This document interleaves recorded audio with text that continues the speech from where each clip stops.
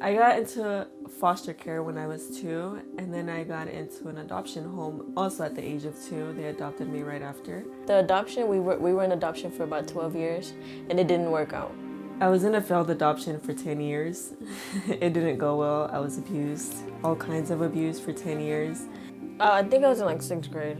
We were in 6th grade, and then that's when they removed us from like the school because my older sister had gotten in trouble in school, but she was like telling the cops like, oh hey, I don't want to go back. Like she was crying, so they noticed like a strange behavior in her. So then after we got removed from school, we went into like a police department, like all of our siblings, and they were like, they just asked us like, the questions of what was going on, and at the time we were like so scared, like we didn't want to tell them anything because we just didn't trust anybody for us to be able to speak to them. So then we just didn't say anything. Like I was like, they would ask us like, oh, do they beat you? Do they do this? I was like, no, because I was just so scared that I didn't want to like, get judged or like, even though it wasn't my fault, I just didn't want it to look bad on me. I got put back into the system, and then I was in foster care until I aged out. I was in, I would say, 5 or 6 different homes in total. So we were in our first foster home. It was all of us, like all 4 of us. We were in the same foster home. My older sister, she didn't like being told what to do, so she just left, and she found our biological mom. She had found our biological mom, and so then at the time we didn't know our biological mom, so we were like really excited to meet her. I moved out and I ended up going with my biological mom, which was also a bad idea. It's not something you would expect.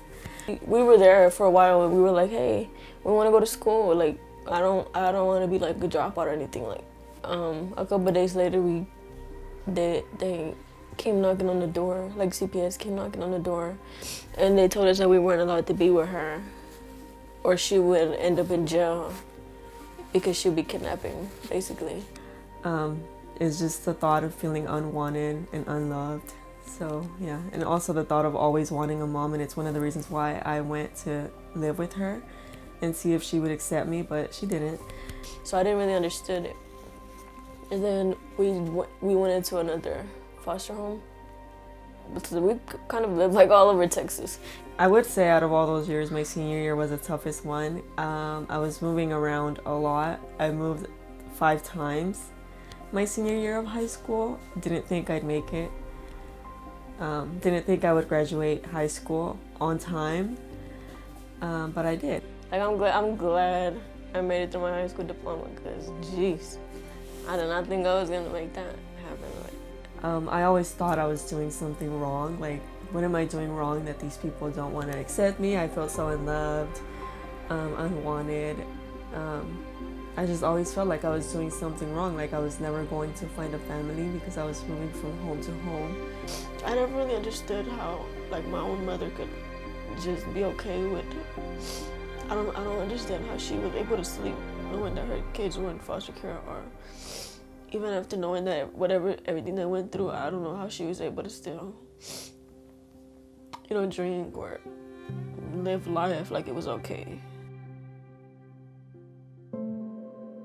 So in 30 days of being at our daughter's house, I've learned to milk a cow. I've fed a cow.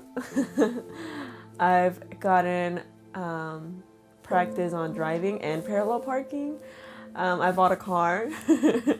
Oh, I got a job also. I attended Blinn College. I major in radiology tech. So I have a 2-year-old daughter. Her name's Siani. She grows so fast. And she's really smart. I really love her smile. She's so contagious. Like, she just wakes up in the morning and she just laughs. Like, she just looks at me and laughs. And it's just so cute. So I just have to make sure that I know I'm gonna miss these moments. I plan on becoming a children's minister. So I go to school ISO online. That's the name of the school, ISO. It's Institution School of Word. Like I'm basically going right back to school. So to me, it's just like a second chance from God. Like now, probably like as I got older, like aging out and stuff, like I probably have one of the biggest support systems. Like I know I have a lot of people that believe in me and that support me. I would say that after 30 days, that's when I'm like starting to feel like it's a family. So I feel like being here within 30 days of what I've gotten accomplished, it's been a big support system. Like I don't think I would change anything that I've been through, only because I feel like it made me who I am. Here I thought I couldn't handle all this foster care stuff, but yet again, I'm still alive. I'm healthy. But the way my life was set up, I do feel like it was for a reason. I do feel like it was something that God planned for me. I would just say like, I'm glad I went through what I went through. Like it helped me become the person that I am now. And I thank God for it.